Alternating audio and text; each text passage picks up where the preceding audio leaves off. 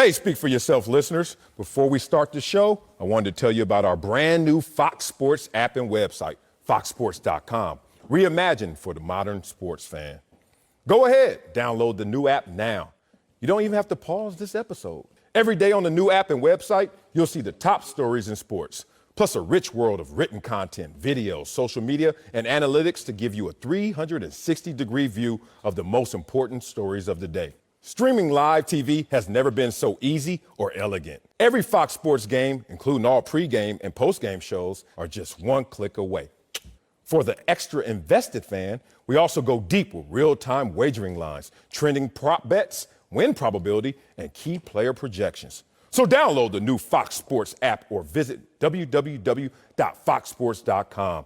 Now, let's start the show. Welcome to Speak for Yourself. Marcellus Wiley here in his conservative colors and progressive pinky over there. I don't know, man. I don't know. Not looking great.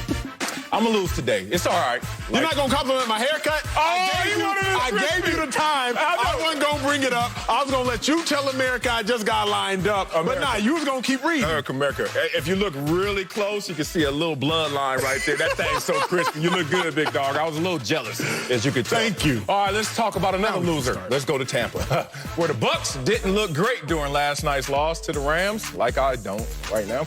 Tom Brady threw 2 interceptions, including one on Tampa's final drive with under 2 minutes left. Yep. Bucs are now 7-4 and just 1-3 in prime time this season. Take a listen to Brady after the loss. Goat talk. You know, nothing's been great to this point. We've had some good wins, had some tough losses, and you know, everything's about 1 week here in the NFL, and we're gonna have to go play really, really well against a great football team next week. Notice he looking worse every time they lose. What the hell he wearing? Where did he get that from? All right, so I'll tell you, worried the Bucs won't reach their potential this season? Oh, bro, absolutely. Remember, Marcellus, I'm really in my bag lately. I've been right a lot. I'm not even talking about. Wait a minute, don't do. I have. Cowboys. Look, we're talking about the Bucs right now. Oh, okay, I'm in my bag right now about my Browns. I'm in my bag about my Bucs. I'm in my bag about my Saints. I said the Saints were going to be hot. They are. Let's get to these Bucs, though. They're not going to reach their potential, and I've been saying it. First off, let's talk about this. Primetime games. What are we, 1-3 in primetime games? Accurate. And the one win came because Daniel Jones didn't know how to convert a 2-point conversion right there in the flat. Come on now. So primetime games, when the lights are the brightest, the Bucs are the worst. That's one of the first reasons I'm concerned. How about this, though? Why does Tom Brady still look a little confused like a misfit? What did they say, Marcellus? They said, look, don't beat Tom Brady. This is what Joe Judge said on that primetime game. Don't beat Tom Brady. Beat everybody else. I told y'all that was a blueprint. I said, wait a second, that makes some sense. Tom Brady's a Hall of Famer. Let's beat everybody else. So what happened? Just yesterday, they did that. Chris Godwin is 4th and 1, and we have the tape, so I'm going to show you Chris Godwin. I also want to show you my 4 net drops. You don't have to beat Tom Brady. You just have to beat everybody else. It's 4th down and 1. Tom Brady rolls out. He has Godwin there. Give me that. And what happens? Chris Godwin, he gets tripped up trying to run that flat route because his receiver right there gets jammed up, Mike Evans. Just beat everybody else. You ain't got to beat Tom Brady. What did I say that? I said that after Joe Judge had said it. I said, oh, that's a blueprint. There's something there. How can we still continue to think the Bucs are going to reach their potential when they've shown us they will sputter? They lost the first game of the season. They won the next 3. Then they lost again. They won the next 3. Then they lost again. So I said, Marcellus, they need to win the next 3, but they're facing the Panthers, the Rams, the Chiefs. They weren't about to win those next 3. They would be lucky if they win 1. They got their 1 against the Panthers. Well, you just lost to the Rams. You got the Chiefs coming up. I am worried about the Bucs reaching their potential, and in fact, I don't think they will. No, I'm not worried. It's interesting that you're worried about a team that already has matched their win production already at this point in the season, 11 games in, that they did all last year, all 16 games. 7 wins last year, 7 wins and counting this year. This is a team that I see that is learning their way. As they learn their way, they're going to be ups and downs. Acho, they're called growing pains. And there's no gain without a little pain. You're going to feel it. I had Oscar Slaughters. You know about Oscar Slaughters with the knee issue? It's basically an alarm, an alert to your body. You about to grow, big dog. I'm sitting there in high school. No girls think I'm cute. Look at your little dusty butt. I'm 5'6", 128 or something like that. But them knees start hurting. And I start rubbing them. People are like, dang, dog, you too young to be having bad knees already. You ain't done much in life. And all of a sudden, you see me next time, I'm 5'8". You see me again, I'm 6 feet. You see me again, 6'4", 280. What it do? NFL draft choice. That's how this goes. Respect the process. That's what's happening. And that's when the lady started checking for you? No, as soon as I put that chain on, it was a wrap. They knew who was in the building after that. I spent my money. Here's the thing. I'm looking at this Bucs team, the same Bucs team that you want to talk about 1-3 in prime time. That's your focus. I know it skews your perception, like looking at them in only primetime games. But I watch all the games. I got the NFL channel. I got the NFL package. I watch all the games. I watched them beat the Packers. I watched them beat the Raiders by a combined 53 points. I watch this team every single week go 6-1 outside of those primetime games. And last time I checked, all games count. All games matter. So if you're going to respect what the Bucs do, you need to look at it in a totality. It sounds like you're only focusing in on certain plays or certain games. It's about the whole entire picture. Okay, well, then let me not focus in on plays nor games. Yeah. Let me focus in on players. Before the game, Lisa Salters reported Mike Evans, he doesn't care about his lack of catches or his lack of yards this year because all he wants to do is win. I rolled that. Chris Godwin, all he wants to do is win. Wait a second. That is right, Marcellus, because you told me, and I'm going to take this quote and I'm going to move it a little bit. No one cares what you're doing until you're not doing what you're supposed to be doing. Yes. So let's put this now in the perspective of the player. I'm going to say that again in case y'all missed it. No one cares what you're doing until you're not doing what you're supposed to be doing. Oh, that was so wise and eloquent when you said it, bro. These players, Mike Evans, Chris Godwin, they don't care about their personal goals until the team is not doing what it's supposed to be doing. Mike Evans, he's done with his guaranteed money, but he's a future Hall of Famer, says Tom Brady. He don't care about his personal goals. They reported that last night until the team ain't doing what it's supposed to be doing. Chris Godwin's in a contract year. Oh, but he's struggling. Last year, he had 1,300 yards. This year, about 400 and change. He doesn't care, though, about his personal goals until the team is not doing what it's supposed to be doing. Let's talk about Scotty Miller. Marcellus, Scotty Miller, through 8 weeks of play, was the team's second leading receiver in yardage and in targets. Scotty Miller, he wasn't on the box score yesterday. Anybody seen Scotty? Should we? Has anybody seen Scotty? Anybody want to see Scotty? Well, Scotty averaged 17 yards of reception. Hello.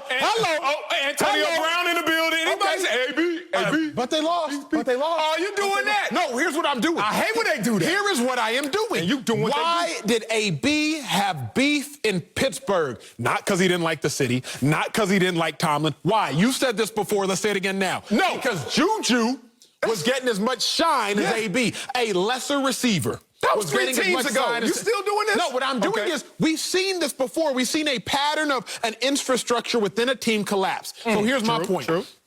Chris Godwin had 1,300 yards last year.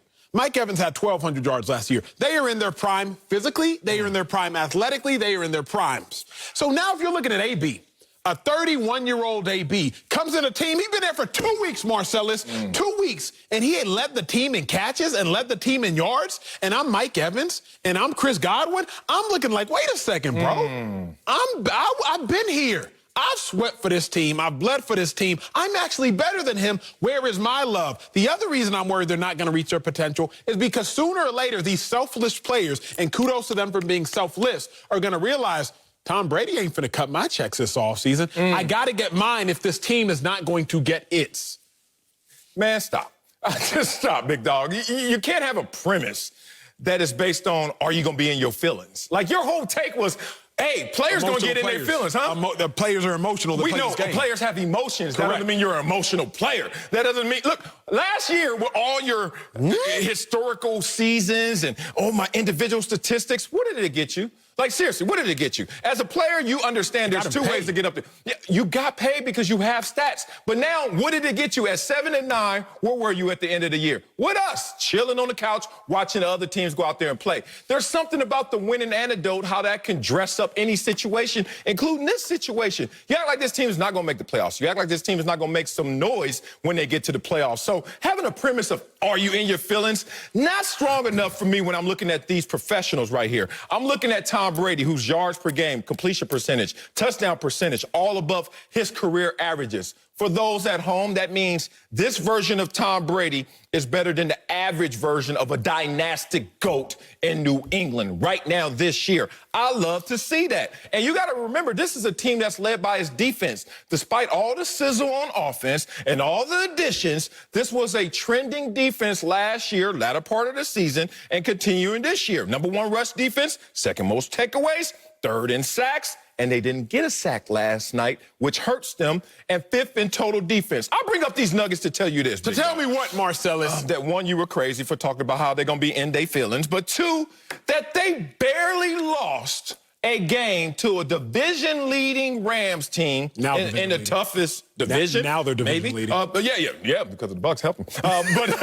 But in a primetime game where they've had struggles, you lose against the best team in the best division, some are saying, and you're like, whoa, the sky is falling. You barely lose that game. Out to where I'm from, we want the last laugh. Where you from sounds like you want the first laugh or the mid-season laugh. Who gives a damn? This team is still learning each other, figuring out, should it be more AB? Less AB. More Scotty Miller, or less Scotty Miller?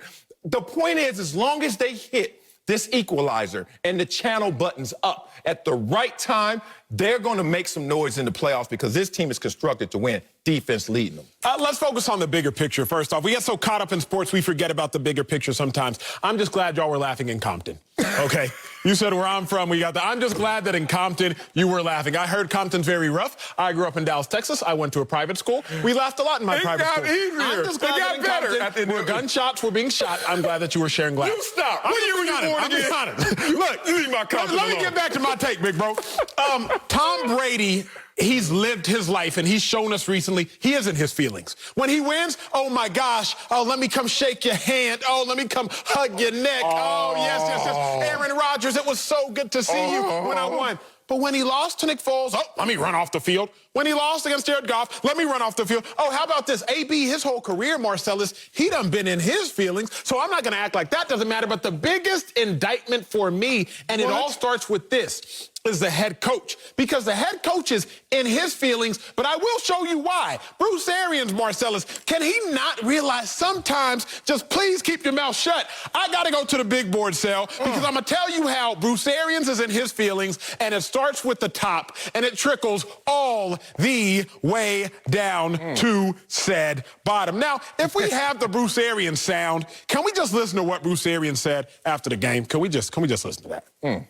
We got to execute better. You know, when guys are open, we got to hit them, and we can't misread coverage.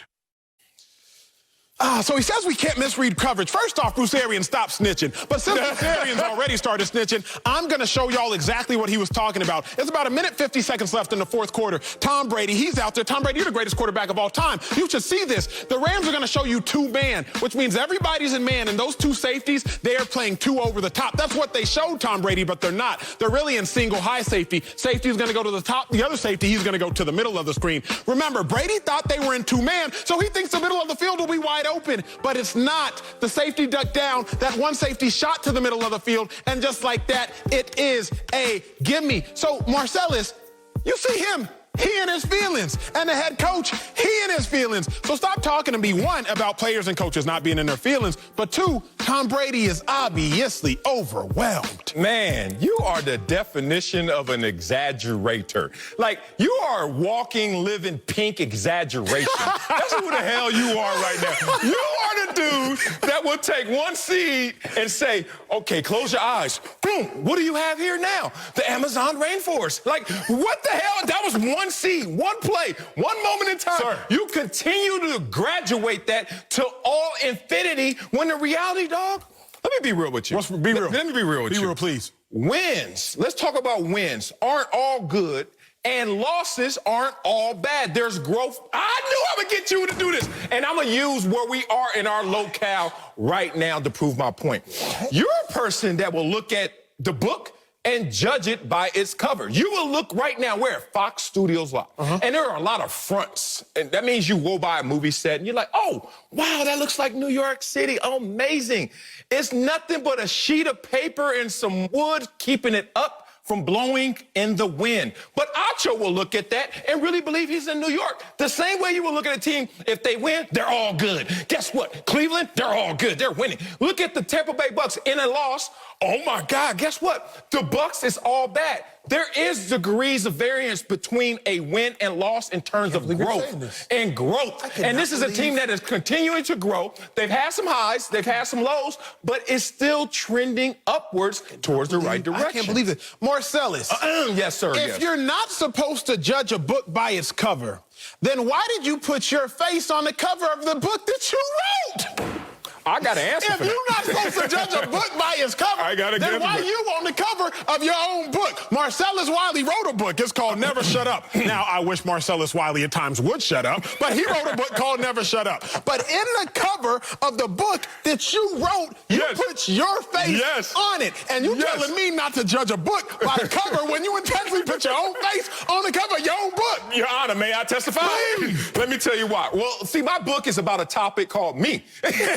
You just wrote a book, best-selling book, New York Times bestseller over here. What was your book about? Something more interesting than me. Whatever, race. Phil. Damn it. Why did I pick something more interesting than me? I should have picked race. So I could put racism on the cover. I had to put me in my poor, lonely story. Point being, dog, can you calm down on this team? That last laugh is going to be loud. It's going to be thunderous, and it's going to be coming from your boy after these teams get in the playoffs. Coming up at the top of the hour, we have more on Tom Brady.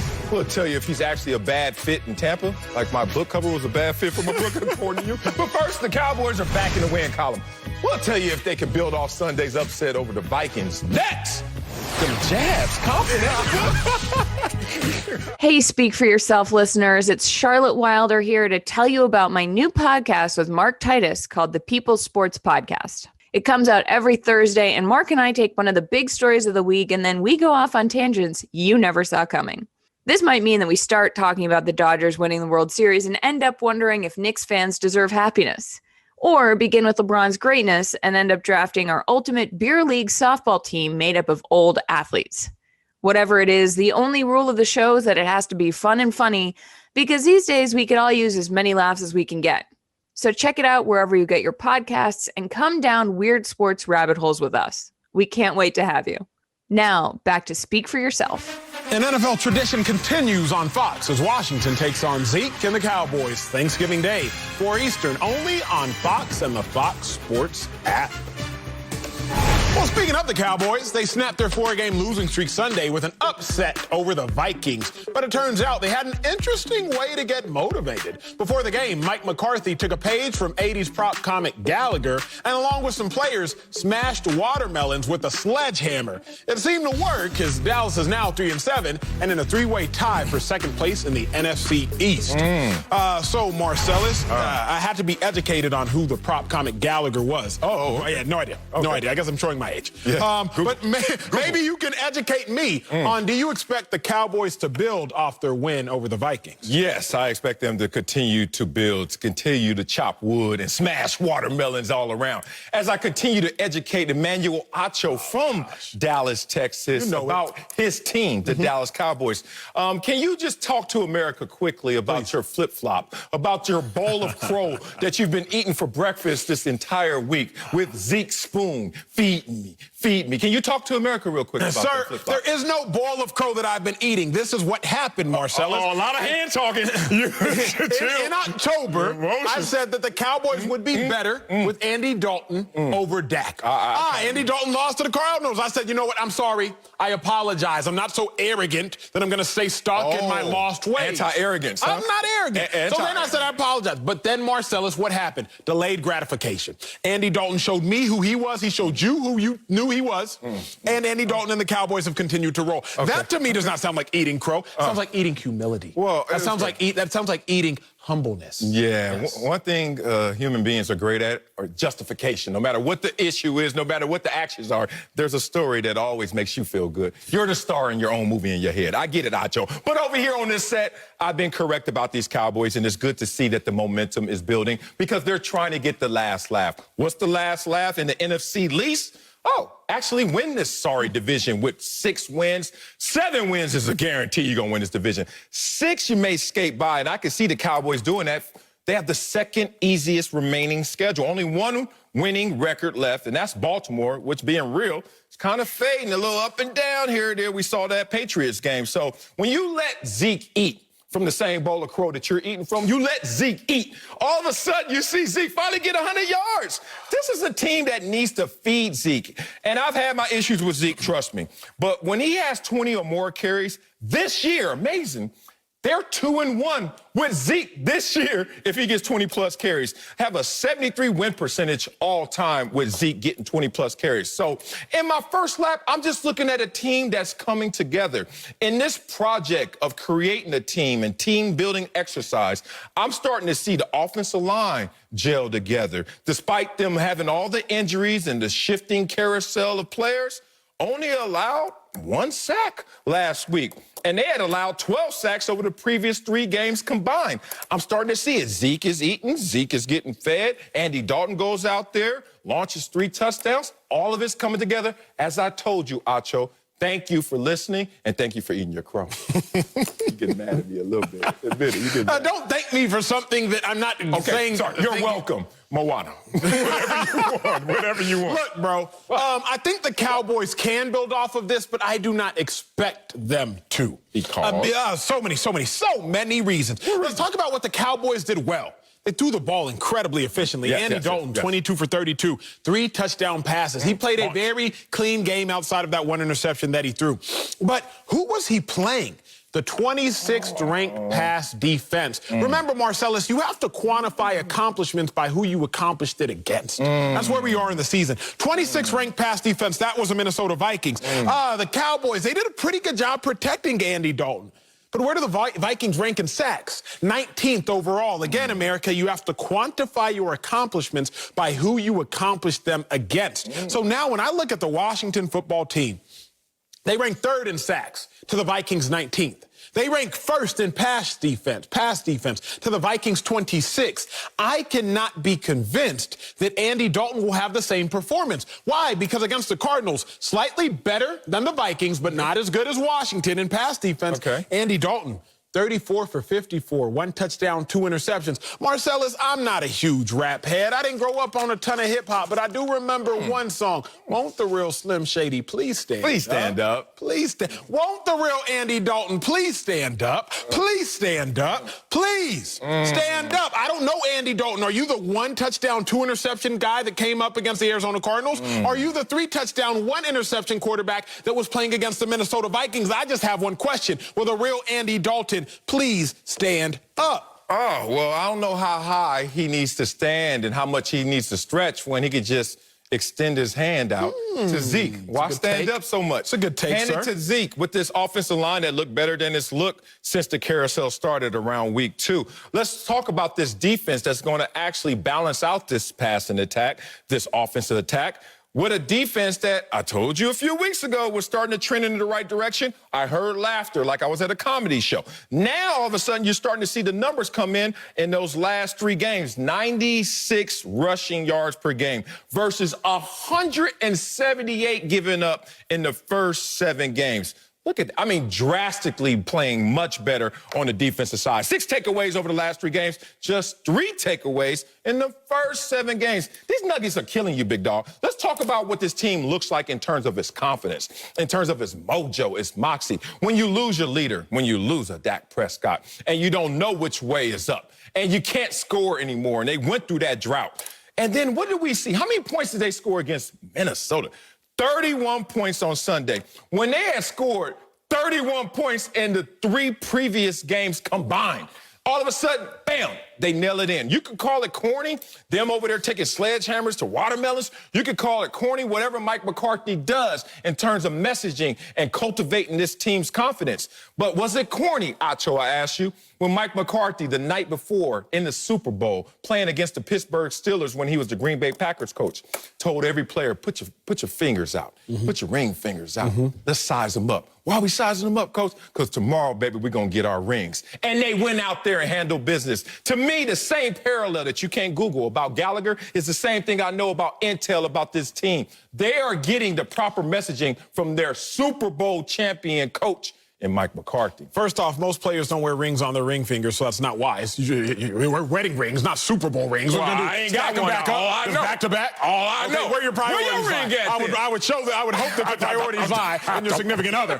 Okay, not a game. We in the league, though. Chill.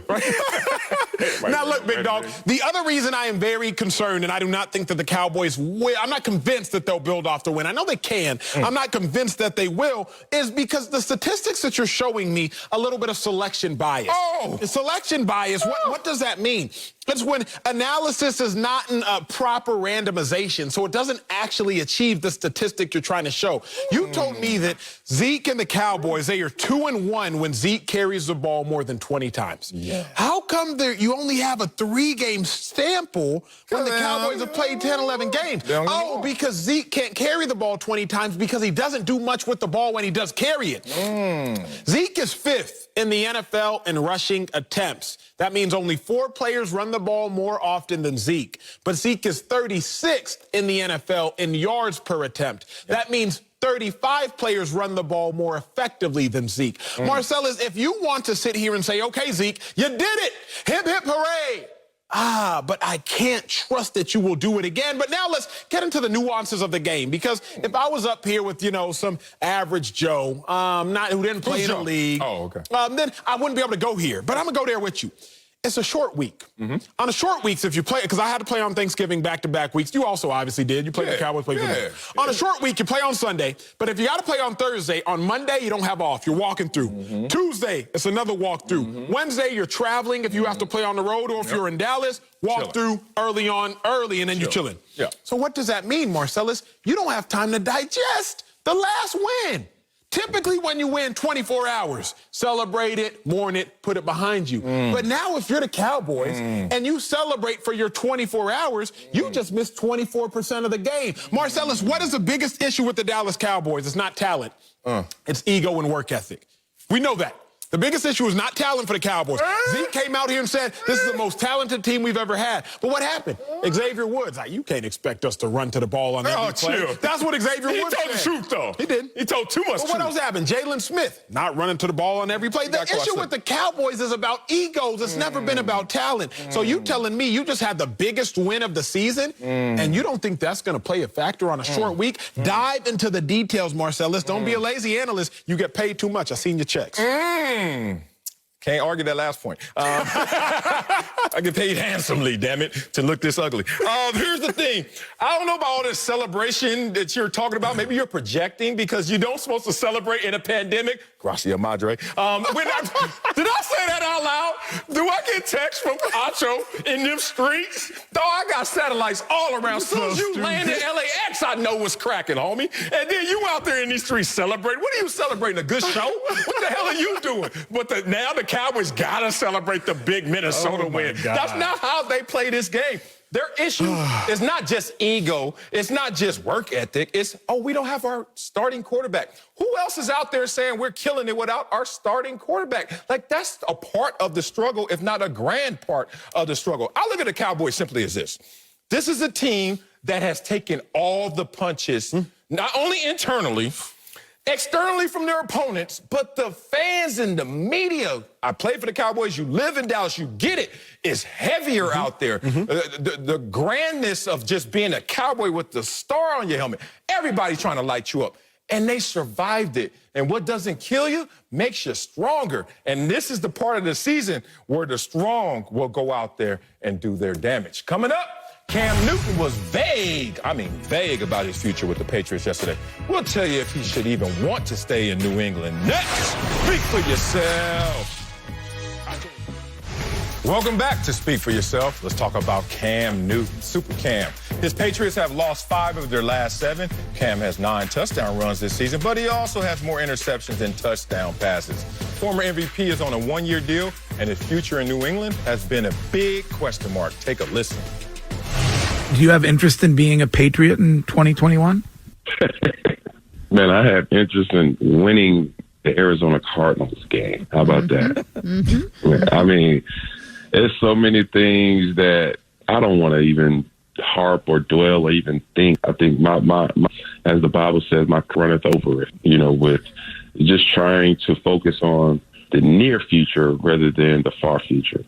So, Acho, should Cam want to stay with the Patriots? Marcellus, you say a few things on this show that make me laugh. You say a few things on this show that break my heart, and then you say a few things on this show that make me worry. Uh-oh. And one thing you said one time, Sel, you said a man is only as faithful as his options. Oh, you said a man is only as faithful as his options. Sel, I got worried. I'm a single man, Marcellus. Shut it. I'm like, if a man is only as faithful as his options, what does that mean for my life? Well, I can tell you what it means for Cam Newton. Should Cam want to stay with the Patriots? Well, if he's only as faithful as his options, how many options do you got, Cam? Don't do that. He shouldn't want to stay with New England. No. New England ain't giving him no help. I mean, look at Cam Newton's top 4 receivers. One is a running back.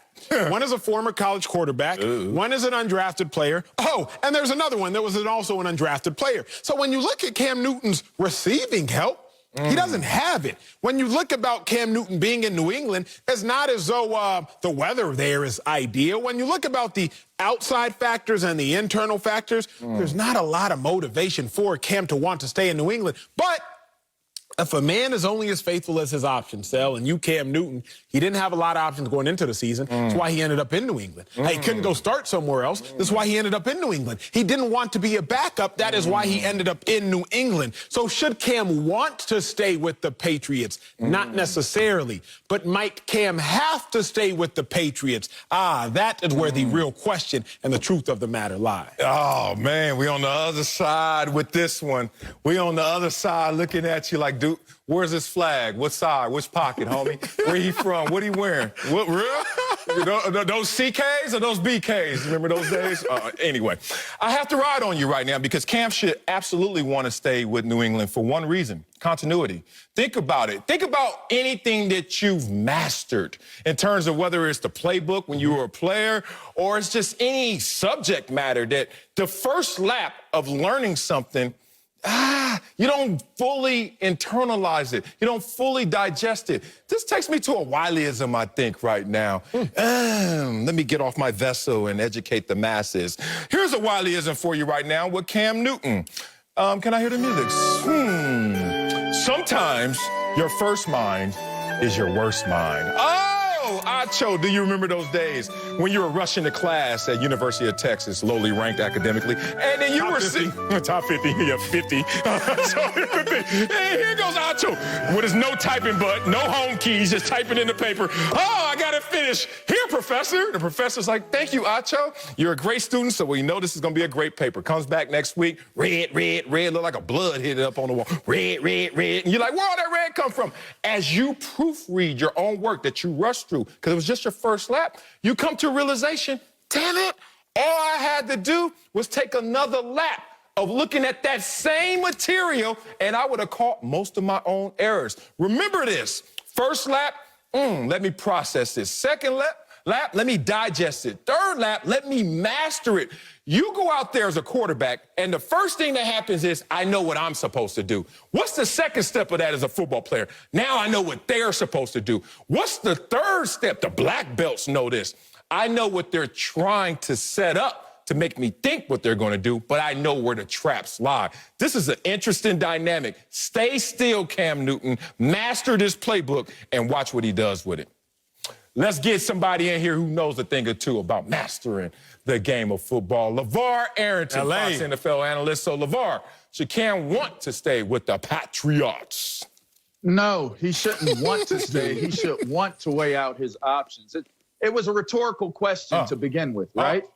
And it was deserving of a rhetorical response, which that's what Cam gave them, which to me, an Arringtonism is rhetorical answers. Rhetorical responses are deserving of those who ask rhetorical questions. So there you go. That's a very. I have no competition with Wileyisms. Just to let y'all know. These Acho-isms. My Wileyisms are my isms are pretty simple. I like to keep them simple. Yeah, but plain. I agree. So here's the thing: you gave that man a 1-year contract.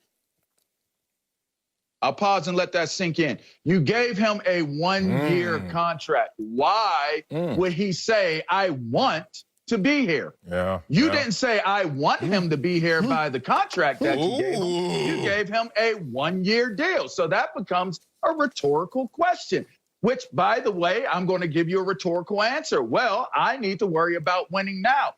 Response, correct, because, hey, if Cam continues to play the way that he's playing, although poor at times, I'm not worried about if he plays poor because of the pieces of information that Acho gave. Who is he working with? All right. I want to see one thing and one thing only.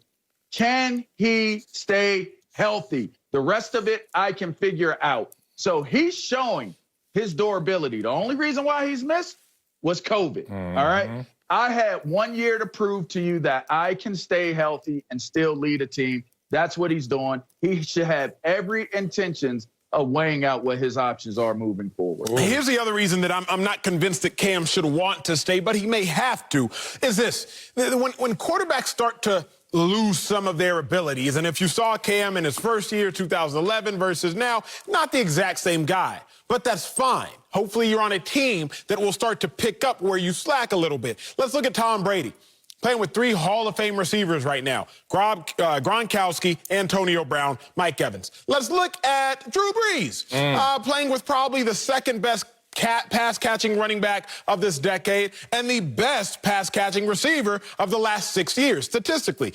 When you look at some guys who their ability may start to wane a little bit in some aspects of their game, organizations will supplement that ability, which is now turning into a disability or lack thereof. But the Patriots, they don't do that. To the point where Tom Brady had to get out of Dodge because he was like, yo, I'm getting older. My ability is not the exact same. Help me, please. And Bill Belichick was like, shoot, I ain't got it for you. So now Cam Newton, he cannot go to this place when he selfishly needs to continue to ball so that he can try to get more money, try to get legitimized NFL starting quarterback money, but he's in an organization that is not going to allow him to do that because for whatever reason, well, we know why, Bill Belichick, the general manager, doesn't do a great job selecting players. They're not going to help Cam. Cam got to go help himself if he can. Okay, this is going to be fun. Okay, here comes some stew.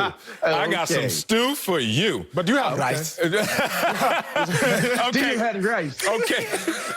Peanut butter. Hey, first of all, let me just start here. What's up? Y'all know that Cam had not thrown for 365 or more passing yards in a game since his rookie season, and he just did that last week. Y'all do know that, right? So this is the same Cam. Week one. He gave you 397. Rookie season. Yeah. So think about it. 365 plus. You only had that twice this year, and then Cam Newton hasn't done that since his rookie season. So let's be respectful of what he's doing right now. What is he doing for Belichick? Giving him the 4th ranked total rushing offense. What is that for Belichick? Oh, the best he's ever had as a head coach. Cam Newton is impressing Belichick in different ways. Is Cam Newton throwing for 68% in completion percentage right now? Yes, he is. Is that the best he's ever done in his career? Yes, it is. Oh, another good nugget for Cam Newton. And Cam Newton said, quote, I would say every day for me is another opportunity for me to get better. Do I know everything in this offense? No, I do not. So Cam Newton is showing you flashes of brilliance, prolific greatness, and he still doesn't even know what he's doing fully out there. Don't trust Acho, guys. Don't trust Acho when it comes to the word continuity. I'm going to tell you why. Because, one, he's super single. Like, the dude is over 30, because you just turned 30, so you're like a couple days into it. He's over 30. He's still super single because he doesn't believe in continuity. He doesn't believe in stability. He doesn't believe in staying still. Look at this resume. One Cowboys way. Didn't you used to work for the Cowboys? Yeah, I remember that. Big 12 Network, ESPN, YouTube, OWN, you with Oprah. And then you find yourself here. How long? I don't know, because you don't believe in continuity. The point of it is, this is a guy who's going to tell Cam Newton, keep going, keep going. But I have something for you right here, Acho. What's that? This is the ticket to learning what continuity means and what it can do for you. Here's a full screen about comeback Cam, since y'all want to say that this year has not been a success for Cam. First 6 games, look at that completion percentage. And then COVID hits them, and then whatever may happen, the results of that. Last 3 games, oh my God, career best for Cam Newton in terms of completion percentage. Look at the yards per game go up 60. Look at Cam Newton, total touchdowns and turnovers. Clean games for Cam Newton of late. Passer rating, are you kidding me? Did Cam Newton go up 30 plus in passer rating in the last 3 games? Once again, me watching all the games, despite having 4 kids. Acho has no kids. I watch every game, every single play, and I'm here to break it down with the deep analysis. And I'm a guy who also understands the process and continuity. Unfortunately, I'm the only one up here saying such things. Why you always lying? You ain't watch no Autumn plays. Yo! Hey, Acho, do you want me to get him or do you want to get him? Let me get him first, LA. Go ahead and get him. This man Marcellus gonna come at me for a lack of continuity when you played for 4 teams and worked on 2 different networks. Come on, Sal. Find a place to lay your head, Sal. Find a place to lay your head. How old was he when he got married, Acho? Ask him how old he was when he got married. How old was you when you got married, Sal? Acho, I can't hear you. Yesterday. Hey, LA, go ahead, bro. I'm done with this, man. All right. I'm going to leave that part alone because Marcellus, you didn't understand continuity for a very long time. Yes, that's true. And you have to not understand continuity before you can understand it and fully respect it and love continuity, because the unside of it is pretty interesting and can get really nerve-wracking and all that stuff. But here's the point. You said something very good, Acho. You said when the talent is waning, when you get to the point where you're saying, look, I need more help. And that's why Tom Brady got up out of the way. Well, think about this from another angle. This is the point in time in a career where Bill Belichick historically will get rid of you no matter how big your name is. If your name is Ty Law, if your name is Lawyer Malloy, Willie McGinnis, you want to keep going? Tom Brady, right? So this is the age for Cam Newton to pay attention to. Not only am I getting older, but historically speaking, I'm in an organization where they don't get all of the toothpaste out of the toothpaste container. They get rid of you before it's too late. So it's another point and another reason why Cam should not be resting his laurels in his hat on building continuity in a place where he may only have really 1 more season to try to thrive before they start trying to work around moving him up out of that position. Now, we got to put some respect on Cam's name because he is a former MVP who is on pace right now to have 15 rushing touchdowns, which would once again be a career high for Cam Newton. These career highs keep happening somehow, some way, coincidentally, in New England this year, despite them not having the proper resources surrounding Cam. So as the former MVP, who's now had 2 of his 5 most prolific games in a Patriots uniform, despite winning the MVP elsewhere, you got to respect 2 things about this organization and what happened to this team this year. Let's talk about the team first. COVID. Everyone wants to just sneeze past it. Cam had COVID, he missed a game or 2 or whatever, and come back and play. What has COVID done to college football? In particular, Trevor Lawrence and his campaign to win the Heisman. And Penn State. And what about Clemson and Penn State? Damn, y'all sorry. Damn, so bad sorry. right now. I don't know what the hell happened up there. Y'all got a different corona. But here's the thing. But look, corona not only sabotaged an individual player and his performance, but the entire team. Clemson is now not #1 ranked because of COVID. Be real. So it had an effect on this team, the New England Patriots, as well, in the offseason and in season. But last but not least, let's talk about the resources around them, the weapons. Everyone says Tom Brady left because they didn't have weapons. True, but context matters. Next offseason, 2021, they will have $60 million plus, maybe $80 million plus, depends on what they do with Stephon Gilmore and his contract. Point being, that is enough money to dress up the situation where it seems like right now Cam Newton is having tremendous success in terms of what he's doing, which is the naysayers out there, you can't be durable. Oh, yes, I can. I could play every single game outside of COVID. Oh, you're not accurate. Yes, I can. I could be the most most accurate I've ever been at the quarterback position. You add all that up, why not roll with continuity? But y'all ain't Why not winning. keep rolling with the Patriots? I know, LA, I know that Marcellus is radio trained because in radio, you ain't got anybody to push no holes in your argument.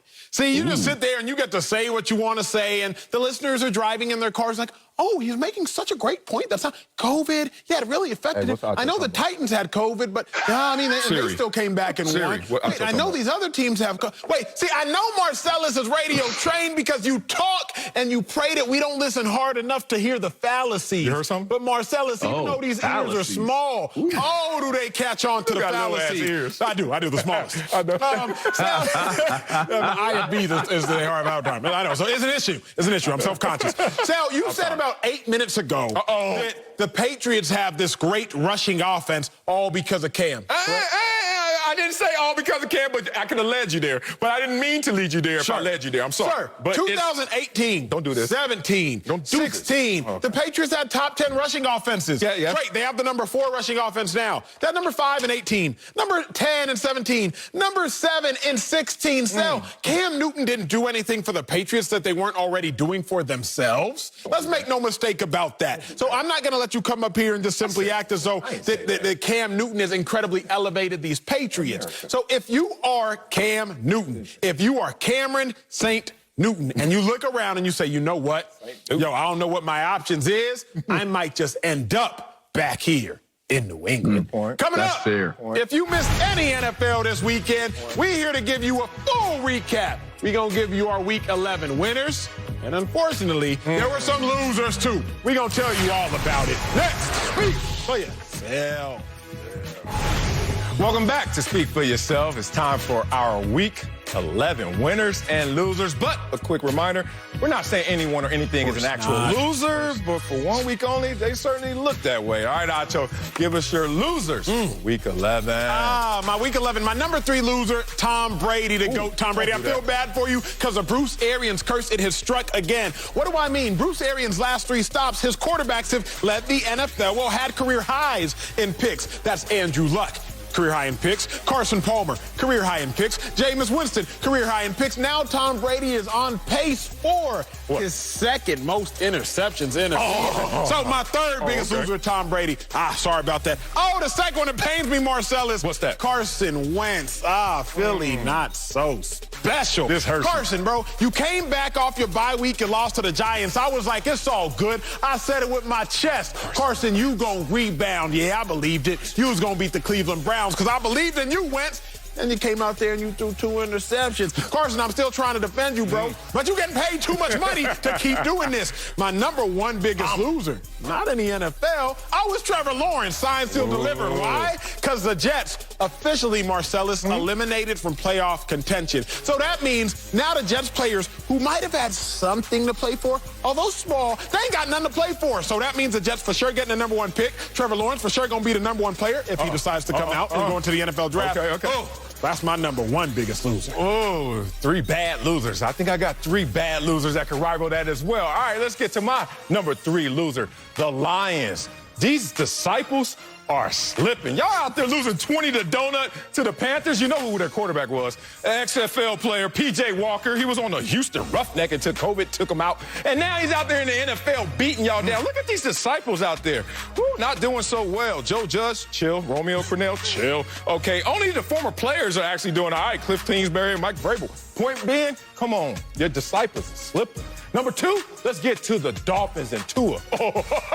You thought the NFL was easy. Shouldn't have said it. You Famous last words. What was his quote? He said, I expected it to be a lot harder. What did he say after the game when he got benched? It was good for the team that they benched me. Yeah, I think the NFL just got a lot harder that fast. But our number 1 loser for me is Doug Peterson.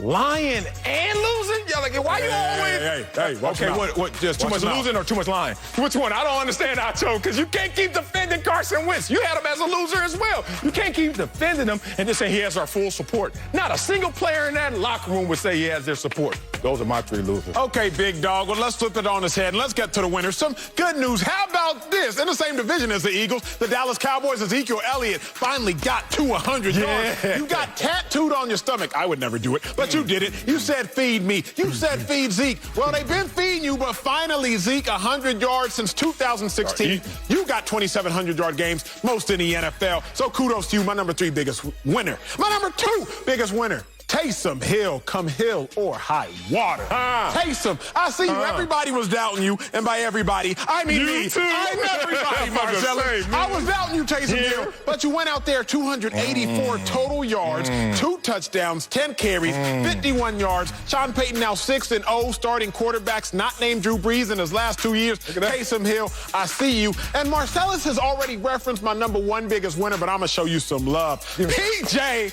Walker. Y'all don't know the name yet, but this dude was cut 12 times in the NFL. I was cut 5. That is a lot. He was cut 12 times in the NFL. He played college ball at Temple, went undrafted. So get this, though. You said it. He was playing for them Houston Roughnecks. COVID canceled the season. You talked about it in his first start. He gets his first win. P.J. Walker, I salute you for keeping the faith. Okay. Nice winners over there, big dog. P.J. Walker. I like that, P.J. Walker. All right, here's my number 3 winner, Justin Herbert.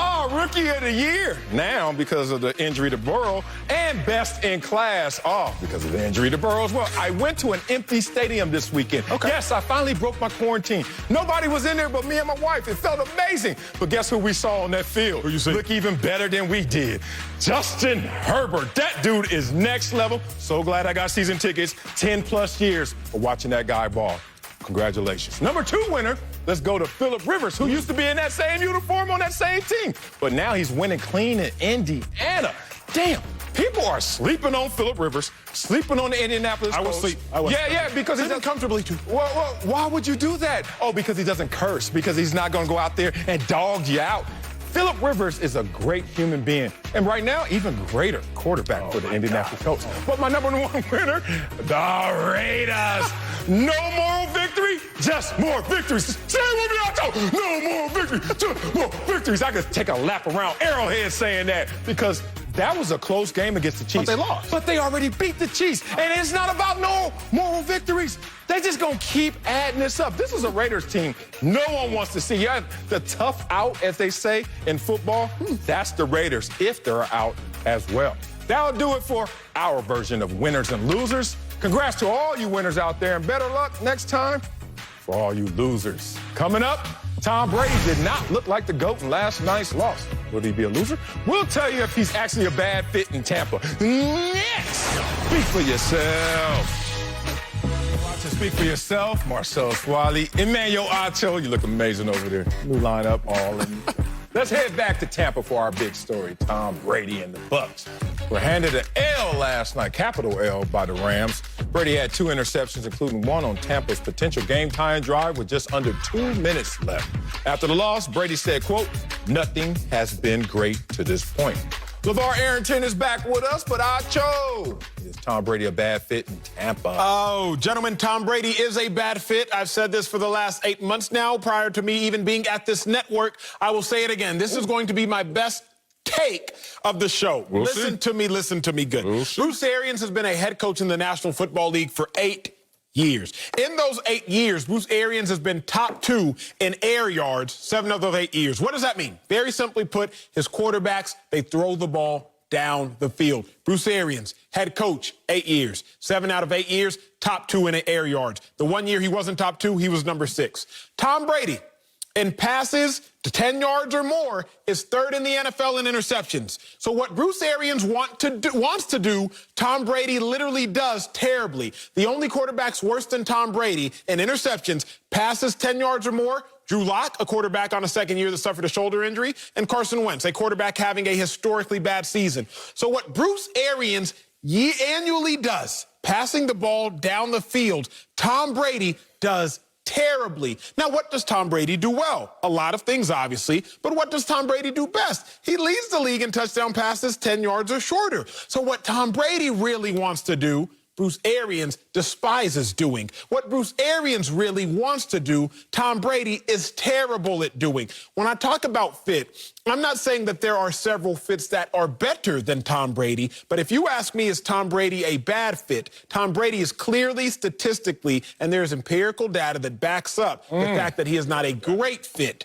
for the Tampa Bay Buccaneers. Oh, that take was hot. Hot garbage, but it was pretty hot. I give you that. All right. No, I don't. Here's the thing, Acho. What's up, bro? How many championships, since there's a Bruce Arians way I never heard of, but Acho said there is a Bruce Arians way supported by air yards. And I've been playing football since I was 7 years young. And I only heard of air yards this year. And I've never heard of air yards in my entire life. Air yards, what you talking about? What's air yards? But now we're going to build an argument for that. So how many championships does Bruce Arians have as a head coach, Acho? Anybody? Acho? Nobody? Zipola. Okay. Oh, that's why it's quiet, because there's nothing to talk about. But how many does Tom Brady have if you want to talk about championships? Oh, a whole bunch. 2, 3, 4, 5, 6, and been there 9 times. So, and when it comes to integrating to a system, because there's going to be a merger between what Bruce Arians wants to do and what Tom Brady has been conditioned and is comfortable doing, I think I'm going to lean on the side of Tom Brady when we come to that impasse. So, y'all being really wishy-washy with this team, the Tampa Bay Bucs. They're becoming like the Dallas Cowboys in sorts of how we're going to hyper-criticize them when you talk about their issues. We're going to really glorify them, forgetting that they smoked the Packers, smoked the Raiders, and those are 2 teams we'll sit up here and testify are really good teams. But when it comes to the team that beat them, I don't know about these Bucs.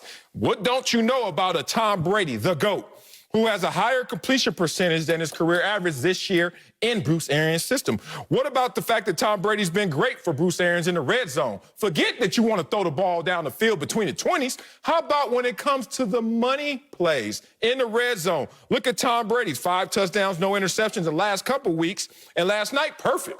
3 for 3, 2 touchdowns. That's where you need a quarterback. You don't need a turnover machine. You don't need what Jameis Winston was providing, despite him being #1 in passing yards. Only 7 wins. Tom Brady's already there and still counting. So I don't know where the argument comes from that Tom Brady's not a better fit from Bruce Arians. It's a better team. The organization is doing better, and their sights are more forward because they have more opportunities in the playoffs, something that they didn't have last year without Tom Brady. Yeah, I got to admit, I agree with you, Marcellus. I wanted to feel good about the hot take from you, Acho, but it really wasn't that hot. It was actually kind of lukewarm to cool. It didn't have enough time nuked in the microwave, but it's okay. I mean, those things happen every so often. It does. I agree. They're on pace to have their best record since Arians has taken over as the head coach. Thank you. And you would have to directly attribute that to Tom Brady being there at the helm. So that's where I'll start. But then I'll continue here with this point. Bruce Arians hit the nail right on the head. He basically said this is not a lack of confidence we're seeing from Tom Brady and why these things are happening, the turnovers are happening. It's a lack of continuity. And you look at it, I don't want to make excuses. There are a whole lot, as you mentioned, hypersensitive people looking at this Tampa team, and more specifically at Tom Brady, maybe because of the elections, I don't know. But a lot of people have interesting feelings about Tom Brady. They feel like his yards should be recounted after the yards have taken place and the game is over. I don't get into all of that. But what I'm saying is you did not have an off season. You did not have a true off season. You did not have a true training camp. You did not have a true preseason. And you're with a new team. I just think that when you look at the actual facts of the information of what Tom Brady is accomplishing with the conditions that he's had to overcome and going to a new team, I can't see how you could come to the conclusion that he's a bad fit. Yeah. Gentlemen. I love this show, and I love this show because I get to talk to 2 educated people. Well, one is proving their education, and LeVar, you prove yours every single day. Well, thank you, I think. But that might have been backhanded. I don't know how I felt that backhanded. Well, hey, what What you talking about? Could have been backhanded. But okay, let's see where this setup is going. But it was a compliment nonetheless. Gentlemen, let's talk intelligently. Whenever the body receives an organ, when it gets an organ transplant, something can happen. The immune system, they can identify the organ as a donor organ, and they identify the organ as foreign. And so the T cells or antibodies, they start to attack the organ, and they cause the organ, I'm going somewhere, and they cause the organ to have reduced function, and ultimately it can lead to organ failure. That's what's called, organ failure. Okay, so Tom Brady, he was a donor organ to the Tampa Bay Buccaneers. What? And Bruce Arians, he's supposed to be the heart. He's supposed to be the heartbeat. What accident did he get in? He's supposed to be the heartbeat. But Bruce Arians in this offense, they've identified Tom Brady as, wait a second, this is foreign. What do I mean by that? Tom Brady, he always targets his running backs. He has always targeted his running backs. Patriots, James White, Rex Burkhead, those were the running backs. Deion Lewis that for so long were balling. But yesterday, Tom Brady, running backs, only had one reception. You got to go back 3 years to find a game where the Patriots have ever had a running back with one reception or less. So wait a second. Donor organ, Tom Brady, into this new body of Bruce Arians' offense, and they're starting to be a little failure. Okay, Acho, what else do you mean by that? Bruce Arians, he always lets you have a career high in passing touchdowns, but you will also have a career high in interceptions. Okay, let's talk historically. Andrew Luck, career high interceptions.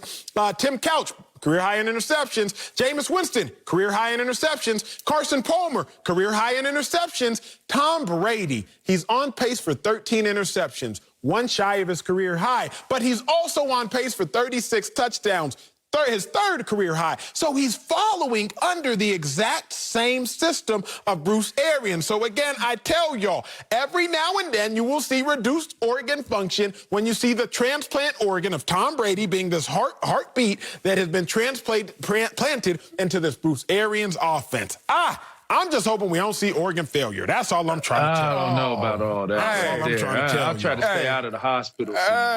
If you don't sit your... I thought you could keep up with this, Sel. $5 tail down. That $5 Easter outfit tail down. I was an anatomy major. I'm sorry. One thing I love about working at Fox, other than the dough, is the fact that we kind of get away with a word here and there. If you don't sit your WebMD ass down with that free holiday .com. What the hell? I know how he checked his driver license. .com MD. His driver license like, yeah, give it all up. Donors and everything, give it all up. Well, when you get a blood transfusion and that has to take place for winning, we're supposed to be educated. You got to be able to have blood to breathe. Here's the thing. You got to remember this, LeVar. My man is looking pristine up here. I'm talking about Acho. We got his pink suit on, as you said, his Easter suit on for Thanksgiving. He got his line up. And you know what happens? Every time Acho goes to the barbershop, he gonna come back with some ignorant convo that from the barbershop. Watch him out. This is barbershop talk. This is, hey, Tom Brady ain't a good fit in Tampa. What you think? And that's how Acho sounds right now. He has one, maybe two nuggets that are from the general population of all Tampa Bay Buccaneers instead of specific to what Tom Brady has done to this situation. So let me be specific when I talk about Tom Brady. Let's talk about who Tom Brady is in totality. 20 years in New England with a 97 career average quarterback rating. 97. He goes to Tampa, as LeVar said, new coach, new system, no offseason, compromised training camp, no preseason, and it's at a 95 quarterback rating. And all those excess yards that y'all were so hype over with Jameis Winston, who needs those? We're winning at a better clip this year, and we have greater projections going forward than you had last year. So in summation to me, forget what you're talking about with body parts. Just look at the body of work of Tom Brady, the body of work of Bruce Arians, and the body of work of the Tampa Bay Buccaneers as a whole. Tom Brady has helped that situation, and there's no argument about it. Yeah, and they're competitive, Acho. Let's be clear here. They're a competitive team. If they weren't competitive, we would be framing them and having a conversation the same way we were talking about the Cowboys. It's like, oh, my gosh, one of my winners for the week at number 3 is Ezekiel Elliott because he got 100 yards for the first time this season. Ooh. Like, come on, man. Like, let's be real here. Tom Brady has come into a situation where after all that success that he's had and moved on to a different team, he has made the team better with his acquisition than what it was before he got there. Thank you. I'll stop there and say that makes you a winner in my book, even if that organ might not be as strong as the original, might not last as long as you would like. But I tell you what, the alternative is far too many of you die. That's 6 Feet Deep by Scarface and Ghetto Boys. Right? You singing that funeral song. Because it's dead and gone. I love you got life with Tom Brady. Yes. Fellas, here is the problem. I figured it out, America. Y'all listen in, and I figured it out for these fellas right here. Y'all aren't fully understanding the question, so let me break it down for y'all. Let me break it down for y'all. Whoa. I am not saying that there could not be a worse fit, okay? But I'm not going to let past pain dictate my present happiness. I'm not saying that there can't be a worse fit, but that does not dictate whether or not Tom Brady is a good or bad fit. Because of past pain. Sure, Believe and that may work for you. A ton of past pain led to me getting married. Sure, but you also came on the show and said that you would wish her ill if she left. Don't do it. Don't do it. You came on the show and said, don't do it, Acho. Now, look, here's what I'm going to say to y'all. Till you're ready. Yes, it could be worse. Obviously, it could be worse. I'm not saying that it couldn't be worse. But what I'm saying is that doesn't make it a good fit. Bruce Arians loves to push the ball down the field. Top 2 throwing the ball down the field in 7 of his 8 years coaching. Tom Brady is bad, terrible statistically at pushing the ball down the field. I'm not saying that if you were starting Gardner Minshew, it would be better. I'm not saying if you were starting Mitch Trubisky, it would be better, but that doesn't dictate how much worse it can get, doesn't dictate whether or not it's a good or bad fit. Sure, LeVar, if you were in another relationship, it could be worse, but that doesn't dictate whether or not you and your spouse are in a good relationship, how much worse other relationships can be. Your relationship is independent of others. That's what it comes down to. So Tom Brady, Bruce Arians is independent is how I'm looking at it. But you still have to learn from the failures in order to find yourself having the successes. So if you're talking about throwing the ball downfield, pushing the ball downfield, you had that in Jameis Winston, and you hit for 5,000 yards. But look at your record. Look at where you're at. So I don't subscribe to that line of thinking. I don't subscribe to that line of thought. Here is the issue. If you were saying that Bruce Arians needs to change and make for a better fit, that's a different adjust. Great. Change is drastic. Adjusting. That's fine. That's fine. But that's a different conversation. The fact of the matter is this. Bruce Arians hasn't adjusted. Tom Brady physically and anatomically can't adjust. So if Bruce Arians hasn't adjusted and Tom Brady can't adjust, then they're not a good fit. Y'all saying what I'm saying, y'all just saying it in all types of different ways. They're winning. Yeah, I don't understand. I think what's different is winning doesn't mean that it's just a great fit.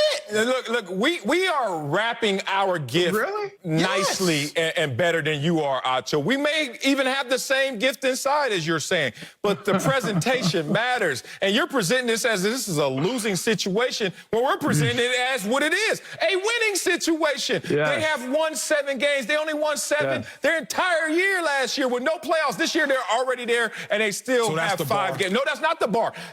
You know what's not the bar? It's the fact that they have 4 losses, and the first one was week 1 against the Saints with no offseason. And then you lose to the Saints and get spanked. That's your worst loss. You lose to the Bears. The team that beat New Orleans. But you lose to the Bears, and you lose to them, 3 points because you forgot they were 4th down. And you lose to the Rams last night despite not playing your best game. To the Rams, who are damn good, by 3 points. Acho, why is the sky falling when you present the gift? And when we present the gift, everyone's smiling. Fellas, I'm not saying that the sky is falling, and I'm not saying that Tampa's not enjoying, I can't say massive success, but I'm not saying that Tampa Bay is not in. I would say any quarterback I would say that Patrick Mahomes would be a better fit. I would say that Russell Wilson would be a better fit. What about Marino? Can we get Marino while we here in Florida? Are active. Can we talk about available quarterbacks? Aaron Rodgers is a better fit. What I'm saying is Tom Brady, just because they're winning doesn't make it a good fit. Name an available quarterback that would have been a better fit than Tom Brady. All I want to know is if winning doesn't make it a good fit, then does losing make it a better fit? I don't understand the logic right now. Maybe I need a brain transfusion. I don't want to donor. be right. Transplant. Transplant. Good point. You caught me there. Both of y'all need it. Coming up, I don't have any idea what I'm talking about. The Browns are looking like a legit threat in the AFC. We'll tell you if that means Baker Mayfield is turning into a franchise quarterback. Oh, my God. Next, speak for yourself. Don't believe what I just said.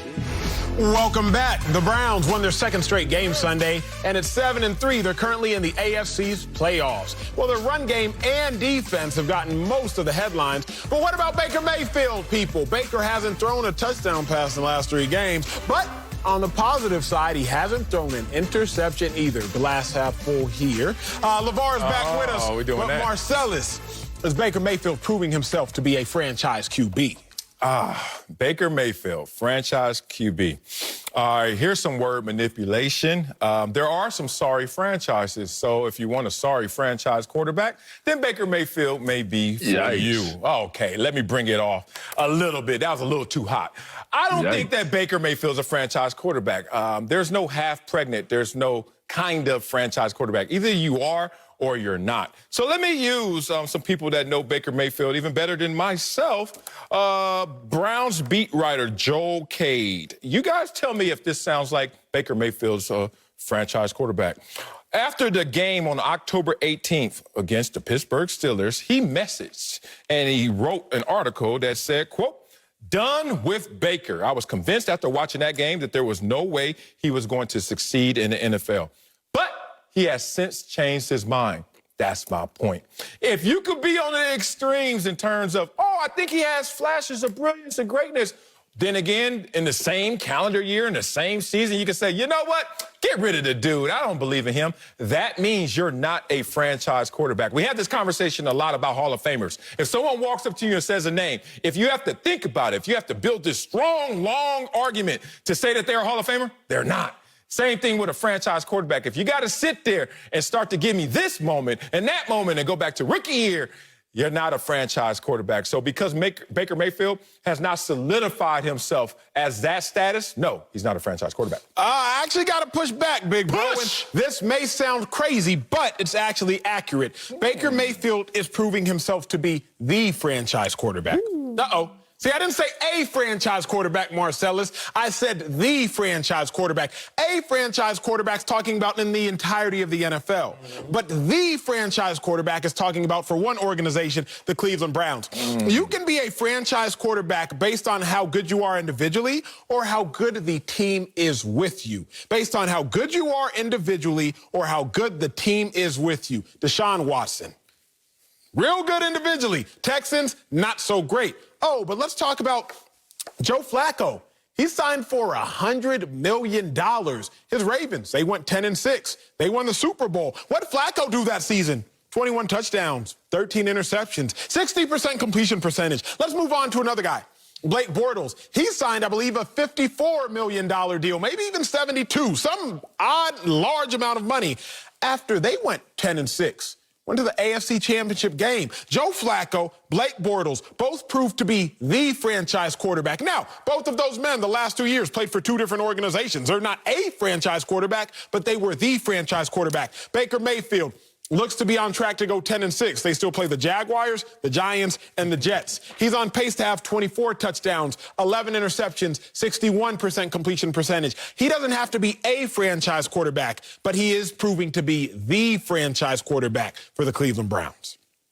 I like that approach. If that was in a court of law, you probably get Baker Mayfield off the case and you would not be convicted of not being a franchise quarterback. I like it. I like what you did there. I mean, it almost was like Power Book like. I look at it like this. Baker Mayfield has not proven undoubtedly that he is a franchise quarterback. I don't know if you want to get into splitting hairs that deep with it for me, but I just don't see. I just have not seen, with all the success that this team has had this year, with their record being where it's at, and us just having a conversation about a team that has the same exact record, and he's not a good fit for the team that he's on. I look at Baker Mayfield, and the reason why he's so maligned is because he has not shown that he can beat the teams that he has to beat. And it's crazy because a lot of the criticisms that we will lob at Baker Mayfield are going to start becoming louder for someone like Lamar Jackson in the same exact division in that AFC North.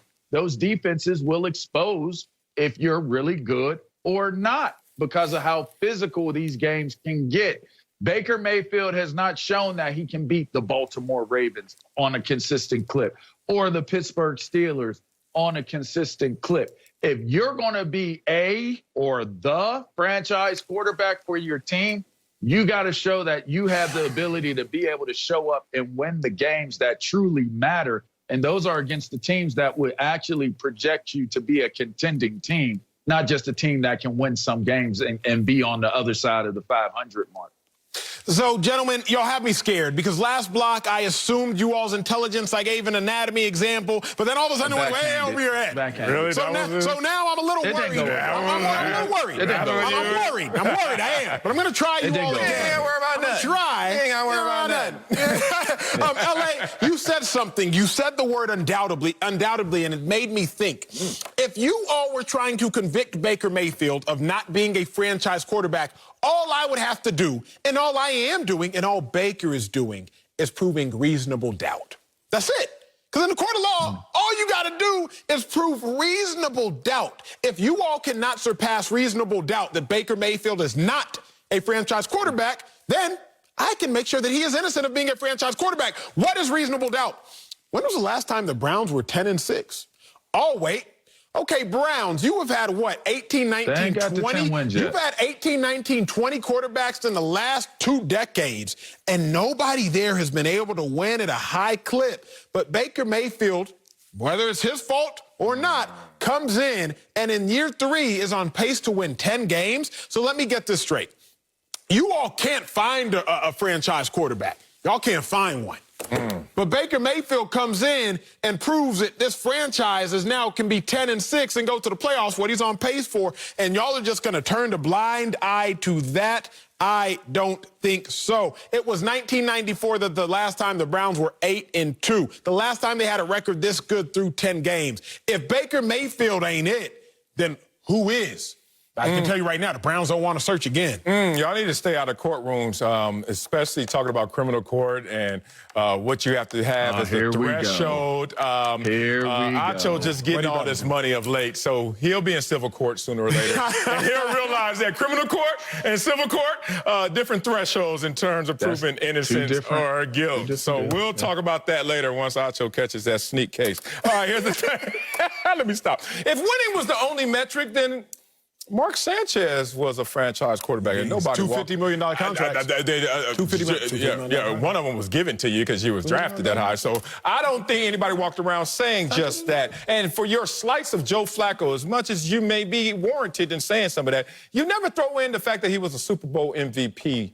And when you try to diss Joe Flacco, just pause in there. And do you project that Baker Mayfield's going to be the Super Bowl MVP this year? Did we think Flacco was?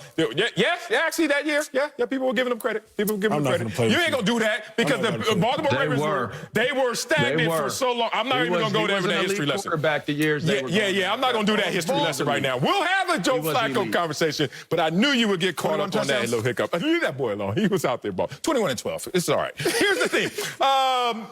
Baker Mayfield is interesting. People want to give him this franchise label right now as a quarterback. I asked Acho, put him on the screen so I can see his big dog. They want to see me too. Do you think that Nick Mullins is a franchise quarterback? No, sir. Okay. Nick Mullins, starting quarterback for the 49ers right now. 1-3 record.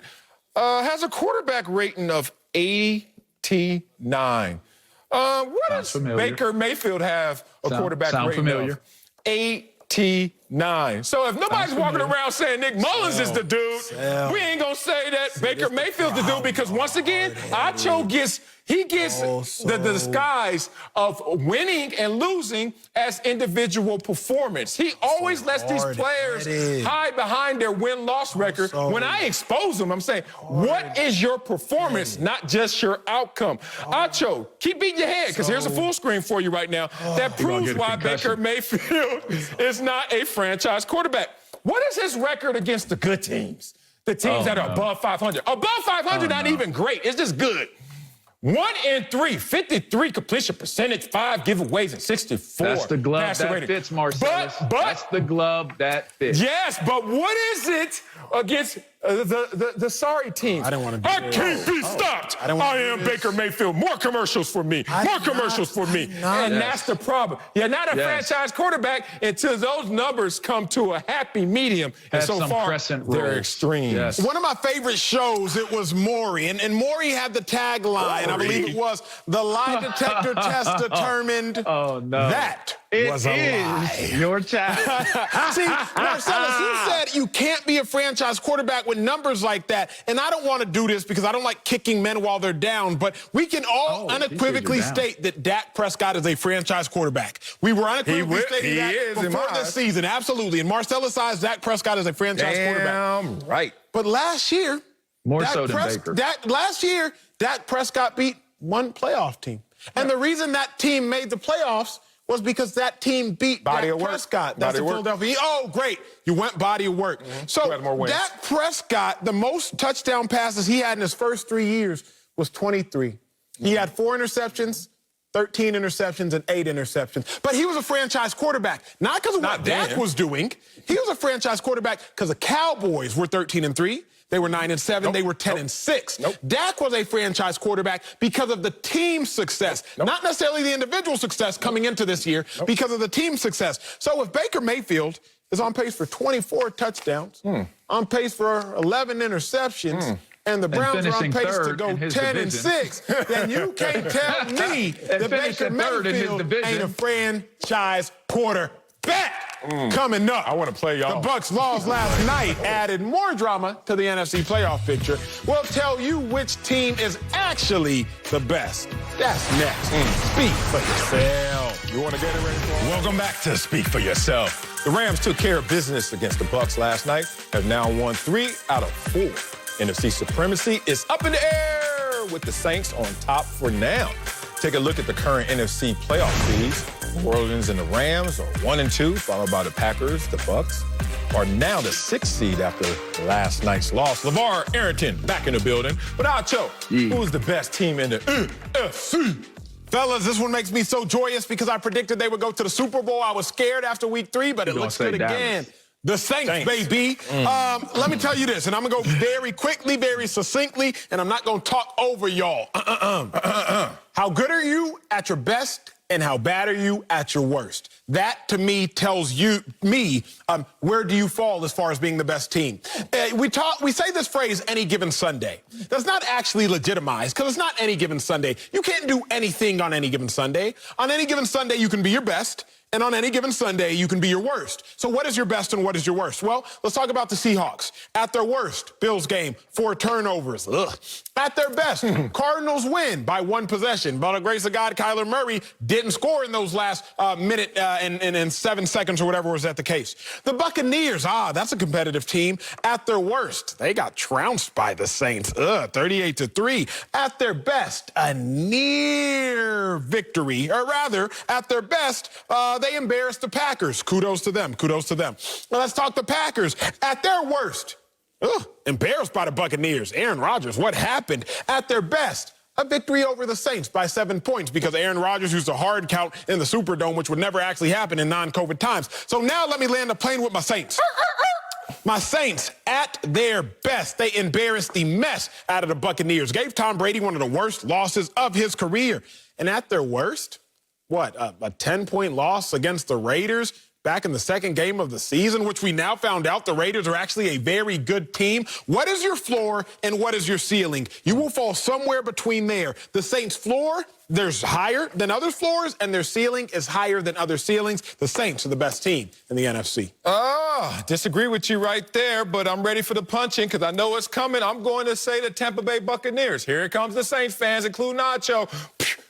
Beat you twice. And I heard you. And then I said, now let me say something. How about this Buccaneers team that, they got caught slipping in week 1. And then you really caught them slipping in prime time. Everybody saw that beat down. But who gets the last laugh? And trust me, the last laugh was not middle of the regular season. I'm looking at a Buccaneers team that you want to talk about highs and lows. The Packers and Raiders games that they both were defeated by a combined 53 points by this Tampa Bay Buccaneer team. See, I'm more of a law of averages guy instead of what's your ceiling and all that, because by that same mindset and logic, I thought the Baltimore Ravens should have won the Super Bowl last year. 14-2, had the highest ceiling, but it doesn't work that way when it comes to the playoffs, because you could throw all that out because it's all about what do you do the most? What do you do in terms of your law of average? I want to leave you with this, Acho. This is just a on the moment, spur of the moment Wileyism. The key to reading people and reading situations is to learn the defaults, not the capabilities. Why I bring that up? Because a lot of people want to talk about, I can do this, I can do that, I can do that. I'm like, what will you do by default is what I'm going to bank on. And by default, I'm looking at the Tampa Bay Bucs, who don't have the same amount of swings as your New Orleans Saints, being the team I could bet on, law of averages. You know, I'm sitting here looking at my notes, and I disagree with both of you. At their best and at their worst, they are not better than the Los Angeles Rams. Neither one. Let's look at total offense, guys. Let's see. Your Saints, they're 12th. Your Buccaneers, they're 18th.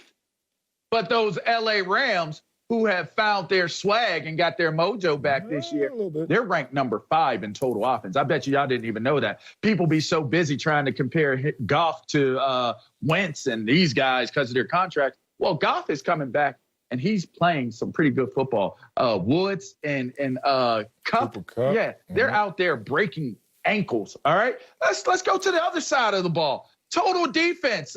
Your Saints, that's pretty good. They're number 3. That's really, really good. As great and awesome, because that's their best, right? Let's talk about who did you say? The Buccaneers. They're 5. That's really nice.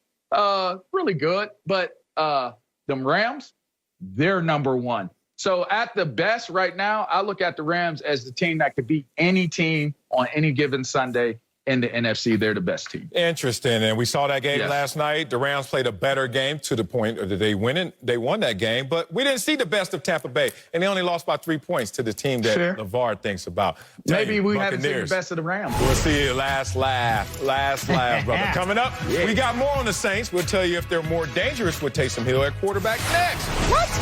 Speak for yourself. Drew Brees, wake up. Welcome back. Time now for rewarding performance, sponsored by Capital One. What's in your wallet? Well, the Saints, they kept their winning streak going Sunday with Taysom Hill in at quarterback for the injured Drew Brees. New Orleans had their best rushing game of the season, and Hill led the way with 2 touchdowns on the ground. Well, after the game, Brees called Hill's first NFL career start at quarterback, quote, magnificent. So, Marcellus, are the Saints actually a more dangerous team with Taysom Hill at quarterback? No, they're not. There are some nuggets that can support that, explosive plays and in terms of yards per attempt. But in totality, what matters most, no.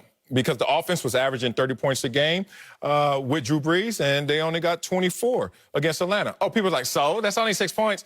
Atlanta. 3-win Atlanta. Sorry, Atlanta. Oh. Why don't you say you're T in Atlanta? It's Atlanta, Marcel. It's not Atlanta. Atlanta? Not Atlanta. Atlanta? Atlanta. Well, why don't you say Jaguars again then? Because I've been letting you slide for 4 months on Jaguars. Jaguars?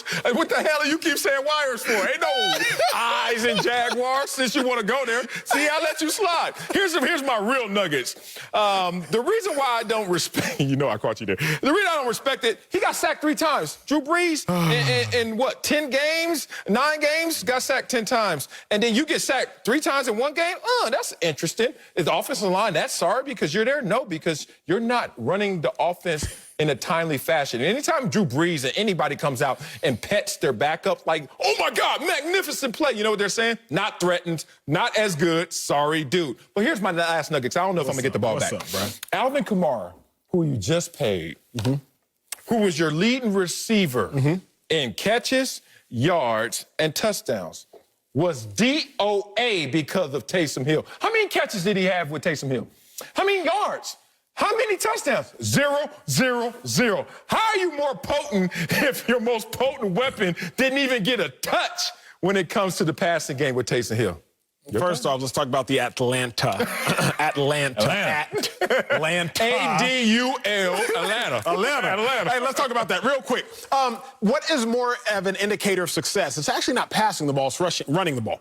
And we know in the game of football, run the ball. I thought it was a passing league. Where you going? Running the ball is more of an indicator of success. Tell me. Saints, Steelers, Chiefs, only teams this season 4-0 record when rushing for 125 yards. The Saints last week against Atlanta, season high 168 rushing yards. So if running the ball and your ability to run the ball is actually more of an indicator of success, then give me the team that can run the ball better with the quarterback at the helm, that quarterback being Taysom Hill. Now, I'm not necessarily going to say that they are a better team. Okay. What I am going to say is that they are a more dangerous team. Quick story time before we must all go. Oh, I love this. When I played for the Eagles, Chip Kelly, he was actually a brilliant offensive mind. Marcellus, every preseason, Chip Kelly would run a fake field goal. He would run one of those swinging gates. Everybody on the offensive line go out there on field goal, line up outside at receiver. He'll throw the ball out from the kicker. We'll throw it to the holder, and the holder will run it in.